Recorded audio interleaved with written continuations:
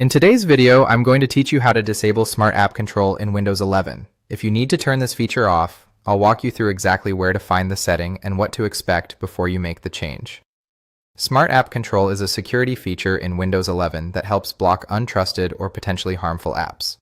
For some users, it can be useful, but in certain situations, you may prefer to disable it, especially if it's interfering with software you trust and want to run.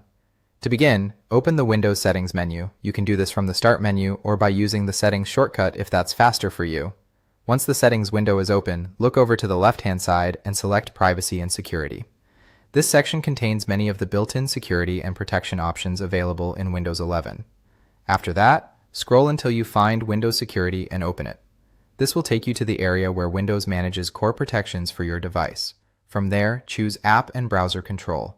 This is the section that includes reputation-based protection settings and Smart App Control.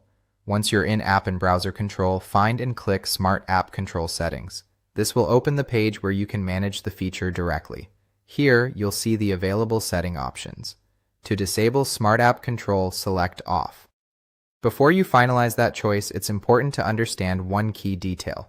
Turning off Smart App Control is permanent for your current Windows installation.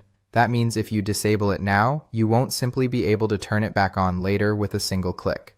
To use it again, you would need to reset Windows or reinstall it. So before switching it off, make sure that's really the decision you want to make. If you're certain, go ahead and leave it set to Off. Once that's done, Smart App Control will no longer actively screen apps on this installation of Windows 11.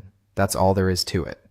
The process is quick, but the choice is significant, so it's worth taking a moment to review the warning before you proceed. If you're following along on your own computer, just move carefully through each menu so you end up in the correct settings page. Thanks for watching, and I hope this helped you disable Smart App Control in Windows 11 clearly and confidently.